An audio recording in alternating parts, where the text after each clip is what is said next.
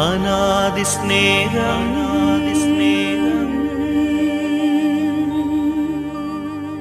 அநாதி ஸ்நேகம், அநாதி ஸ்நேகம், எங்கள் இயேசுவின் ஸ்நேகம்.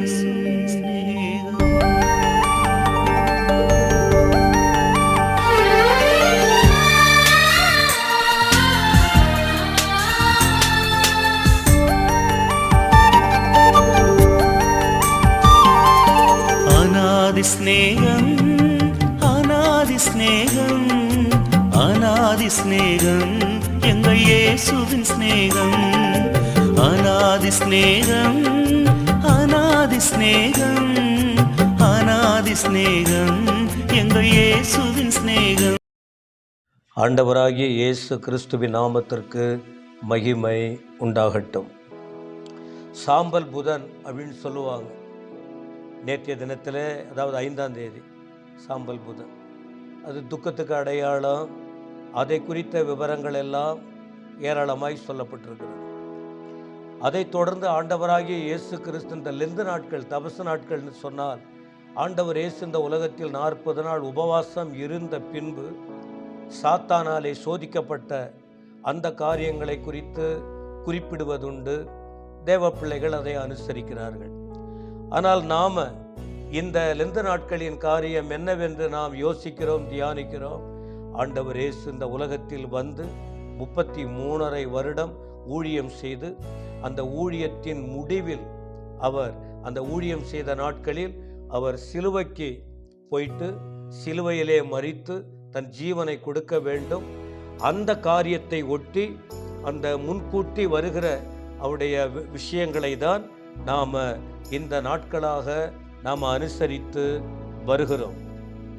இப்போ சிலுவையை குறித்து பார்க்கும்போது இது 4000 வருடம் பழமை வாய்ந்த ஒரு அனுபவங்கள். சிலுவைனா 4000 பழமை வாய்ந்த அனுபவங்களாக குறிப்பிடப்படுகிறது. பல தேசத்து மக்கள், பல நாட்டு மக்கள் இதை பயன்படுத்தி இருக்கிறார்கள். வித்தியாசமாய் பயன்படுத்தி இருக்கிறார்கள். ஆனால் ரோமர்கள் ஆண்டவர் இயேசு இந்த உலகத்தில் பிறந்தபோது ரோம ஆட்சி நடந்தது. அவர் இந்த உலகத்தில் பிறந்தபோது ரோம ஆட்சி நடந்தது. அவர் பிறந்தார். 12 வருஷம் ஆனபோது ஞானிகள் அதிசயிக்கத்தக்க வண்ணமான மறைப்பொருள்களை வெளிப்படுத்தினார். அதன் பிறகு 30வது வயதில் அவர் ஞானஸ்நானம் எடுத்தார். ஞானஸ்நானம் எடுத்த பிறகு அவர் ஊழியத்தை தொடங்க ஆரம்பித்தார். அந்த ஊழிய தொடக்கத்தில்தான் அவர் உபவாசித்து செயல்பட்டார். சாத்தானாலே சோதிக்கப்பட்டார். ஆவியானவரால் வழிநடத்தப்பட்டார். இப்படி போகும்போது ஊழியத்தில் அவர் வல்லமையான ஊழியத்தை செய்தார். எங்கு போனாலும் அற்புதம், எங்கு போனாலும் அதிசயம். ஜனங்கள் விடுவிக்கப்பட்டார்கள். பாதிக்கப்பட்ட ஜனங்கள், குருடரின் கண்கள் திறக்கப்பட்டது. குஷ்ட ரோகிகள் சுகமடைந்தார்கள். பாவிகள் மனம் திரும்பினார்கள். உடைக்கப்பட்ட வாழ்க்கை கட்டப்பட்டது. கைவிடப்பட்ட மக்கள் சேர்க்கப்பட்டார்கள். இப்படி அவர் ஊழியத்தின் பாதையில் நடந்தபோது 2 பகுதி, ஒன்று ரோம ஆளுகையின் கீழ் இருக்கும் போதும் ஒரு கூட்டம் அதை கவனித்து கொண்டிருந்தார்கள். குறிப்பா ஏரோது ராஜா யூதேயா தேசத்தை ஆட்சி செய்த நாட்கள்.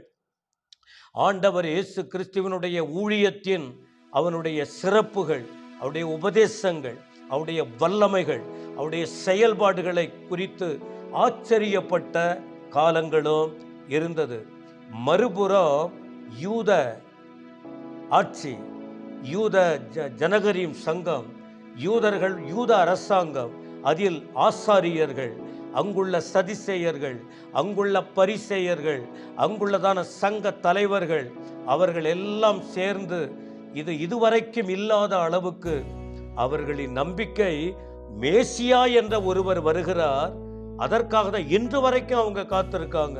ஆனால் அன்றைக்கு 2000 வருஷத்துக்கு முன்ன மேசியாவாகிய இயேசு பிறந்து வளர்ந்து ஊழியத்தை தொடங்கி அவர் இந்த ஊழியத்தை செய்த நாட்களில் அவருடைய காரியங்கள். அவர் என்ன செய்தார் பாருங்கள்.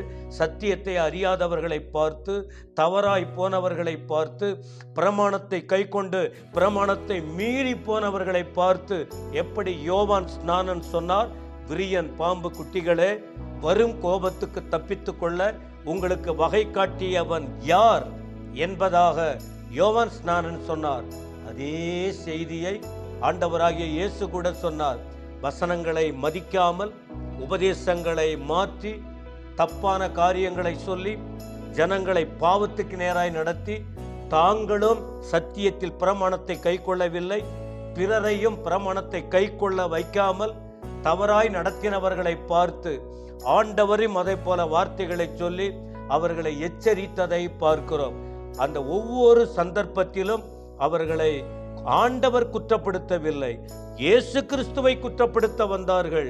ஆனால் ஆண்டவராகிய தேவன் அவர்களுடைய மாய்மானத்தை குறித்து, அவருடைய தவறான காரியங்களை குறித்து எச்சரித்த விஷயங்கள் இப்படி சொல்ல சொல்ல ஒவ்வொரு முறையும் அவர்கள் என்ன செய்தார்கள், திட்டமிட்டார்கள். இயேசுவை பிடிக்கணும், இவன் பின்னாடி எல்லாரும் போறாங்க, இவர் சொல்லுகிற வார்த்தை வித்தியாசமா இருக்கு, நம்முடைய அரசாங்கத்துக்கே பெரிய சவாலாக இருக்கிறது, இவனை உயிரோட வச்சா சரிப்பட்டு வராதுன்னு சொல்லி தான் யூத தலைவர்கள் ஒன்னாக சேர்ந்து கொலை செய்ய ஆலோசனை பண்ணினார்கள்.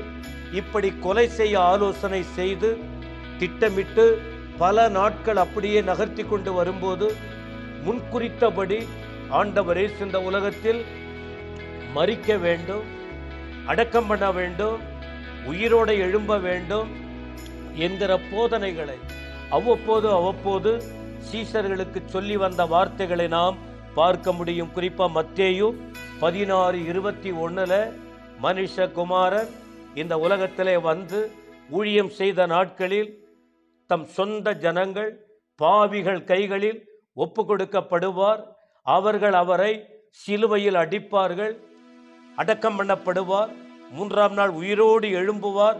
இதை சொன்ன போதுதான் பேதுருக்கு தாங்க முடியல, அது ஒரு காலம் உங்களை நடக்காது என்று சொன்ன போதுதான் ஆண்டவர் பேதுருவை கடிந்து கொண்டதாக பார்க்கிறோம்.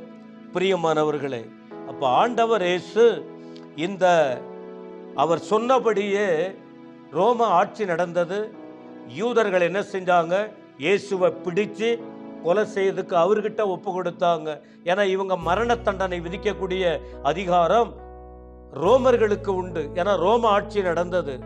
இந்த யூதர்களின் அந்த யூதர்களின் அரசாங்கத்துல மரண தண்டனை விதிக்கக்கூடிய பொறுப்பு இல்லை. அப்ப இந்த ரோமர்கள் என்ன பண்ணுவாங்க, மரண தண்டனை என்ன செய்வாங்க, அவங்க சொந்த ஜனங்கள் எவ்வளவு பெரிய மரணத்துக்குரிய தவறுகள் செய்திருந்தாலும் குற்றவாளிகளாய் இருந்தாலும் அவர்களை சிலுவையில அறைய மாட்டாங்க. அப்ப என்ன பண்ணுவாங்க, மற்ற தேசத்தார் மற்றவர்கள் அவர்களை நிர்வாணமாக்கி அவர்கள் செய்த குற்றத்துக்கு அவரை சிலுவை மரண தண்டனையாக கொடுக்கப்பட்டது. இப்படிதான் ஆண்டவர் இயேசுவை நாள் வந்தபோது 2000 வருஷத்துக்கு முன்ன ஒரு பாவமும் அறியாத இரட்சகர் இயேசுவை யூதர்கள் ரோமர்கிட்ட ஒப்பு கொடுத்து ரோமர்கள் அவரை குற்றவாளியாக தீர்த்து குற்றவாளி இல்லைன்னு நிரூபித்தாலும் ஒரு சிலுவை மரணத்துக்குட்பட்டவராக ஒப்பு கொடுத்து அவரை சிலுவையில் அறைந்து கொன்றார்கள். ஆனால் என்ன நடந்தது, அவர் சிலுவையில் அறையப்பட்டு அதோடு அவர் ஜீவனை விட்டாலும் அவர் கல்லறையில் அடக்கம் பண்ணப்பட்டார். 3ஆம் நாள் உயிரோடு எழுந்தார், இன்றைக்கும் உயிரோடு இருக்கிறார். அப்ப இதைதான் அறிந்த பவுல் சிலுவைக்கு பகைஞராய் காணப்பட்டார். இந்த பவுல் சவுலாய் இருந்தபோது இயேசுவால் சந்திக்கப்பட்டார், வாழ்க்கை ஒப்பு கொடுக்கப்பட்டது. ஒப்பு கொடுக்கப்பட்ட பின்பு முழு வாழ்க்கையையும் ஆண்டவருக்காக அர்ப்பணித்து என்ன செய்தார்னா 1 கொரிந்தியர் 1ஆம் அதிகாரத்தின் 13ஆம் வசனம், அங்க ஒரு குழப்பம் வந்தது. என்ன, ஒரு 4 விதமான கூட்டம் சேர்றாங்க. 4 விதமான கூட்டம். என்ன, நான் பவுல் கூட்டம், எனக்கு அப்போல்லோ, எனக்கு கேபா, எனக்கு கிறிஸ்து. அப்ப அவர்கள் மத்தியில் பவுல் சொல்றாரு, ஏன் பவுலை சேர்ந்தவனும் அப்போல்லோவை சேர்ந்தவனும் கேபாவை சேர்ந்தவனும் கிறிஸ்தவை சேர்ந்தவன் சொல்றீங்களே, யாரு பவுலா? பவுலா உங்களுக்காக சிலுவையில் அறையப்பட்டார். இந்த பவுல் யார் தெரியுமா? சிலுவையில் அறையப்பட்ட இயேசுவுக்கு விரோதமாக எழும்பினவன். பவுலா சிலுவையில் அறையப்பட்டான். சொல்லிட்டு இயேசு கிறிஸ்துவை குறித்து சொல்றாரு, நான் சுவிசேஷத்தை பிரசங்கிக்க என்னை அனுப்பினார். 17ஆம் வசனத்துல. அப்போ சுவிசேஷம் என்பது என்ன? சுவிசேஷம் என்பது என்ன? இயேசு கிறிஸ்து இந்த உலகத்தில் வந்தார், வாழ்ந்தார், மரித்தார், அடக்கம் பண்ணப்பட்டார், சிலுவையில் மரித்தார், அடக்கம் பண்ணப்பட்டார், உயிரோடு எழுந்தார். இன்றைக்கும் அவர் உயிரோடு இருக்கிறார். இப்ப இந்த சுவிசேஷத்தை அவர் எப்படி அனுப்பி அவர் என்ன செய்தார் பாருங்க. சிலுவை, கிறிஸ்துவின் சிலுவை வீணா போகல என்று அவர் பிரசங்கிக்க வந்ததை சொல்லுகிறார். 18ஆம் வசனம், சிலுவையை பற்றிய உபதேசம் கெட்டு போகிறவர்களுக்கு பைத்தியமா இருக்கிறது, ரட்சிக்கப்படுகிற நமக்கோ தேவ பலனா இருக்கிறது அப்படின்னு சொன்னாரு. அப்ப இந்த சிலுவையை பற்றிய சுவிசேஷம், சிலுவையை பற்றிய உபதேசம், சிலுவையை பற்றிய உண்மை தன்மைகளை அறிவித்த போது 2 கூட்டம் ஏற்றுக்கொள்ளல. ஒன்று யூதர்கள், 2வது கிரேக்கர்கள். யூதர்கள் என்ன செஞ்சாங்க? அடையாளத்தை தேடுறாங்க. கிரேக்கர் என்ன செய்யறாங்க? ஞானத்தை தேடுறாங்க. அப்ப அப்படிதான் அவங்களுக்கு சொல்லிட்டு சொல்றாரு, நாங்களோ சிலுவையில் அடிக்கப்பட்ட இயேசு கிறிஸ்துவை பிரசங்கிக்கிறோம். எவர்கள் அழைக்கப்பட்டிருக்கிறார்களோ அவர்களுக்கு கிறிஸ்து தேவ பலனும் தேவ ஞானமுமாய் இருக்கிறார். எனக்கு அன்பானவர்களே, சிலுவையை பற்றிய உபதேசம் கெட்டு போகிறவர்களுக்கு பைத்தியம். ஆண்டவர் இயேசு கிறிஸ்து யார் தெரியுமா? கெட்டு போனவர்களை ரட்சிக்க இந்த உலகத்துக்கு வந்தார். மத்தேயு 18:11, யோவான் 3:16 சொல்லுகிறது, ஒருவரும் கெட்டு போகாமல் எல்லாரும் நித்திய ஜீவனை அடைவதற்காக ஆண்டவர் இயேசு இந்த உலகத்தில் வந்தார் என்பதாக. அப்போ 2 கூட்டம், யூதர், கிரேக்கர் இயேசுவை புறக்கணித்தார்கள். ஆனா நாமோ, அன்றைக்கு பவுல் சொல்றாரு, நாங்களோ நமக்கோ தேவபலன், நாங்களோ சிலுவையில் அடிக்கப்பட்ட கிறிஸ்துவை பிரசங்கிக்கிறோம். இது உள்நோக்கம் என்ன? இயேசு நமக்காக சிலுவையில் அடிக்கப்பட்டார். ஆனா முடிவு உயிர்த்தெழுதல் நாள் வரும்போது அதை குறித்த செய்திகளை கேட்க போகிறோம்.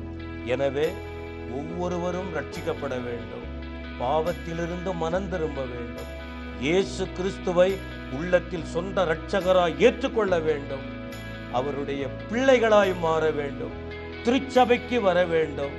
அவருடைய இரத்தத்தின் நிமித்தம், அவர் சிலுவையில் மரித்தது நிமித்தம் ஏராளமான நன்மைகள் இருக்கிறது.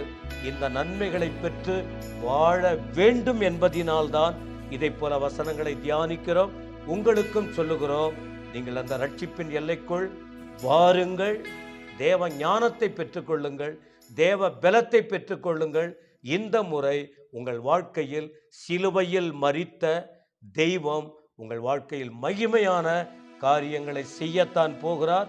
கலங்காதீங்க, பயப்படாதீங்க. இயேசுவுக்காக உங்கள் வாழ்க்கையை ஒப்பு கொடுங்க. பெரிய காரியங்களை கர்த்தர் உங்களுக்கு செய்வாராக. கர்த்தர் உங்களை ஆசீர்வதிப்பாராக. ஆமென்.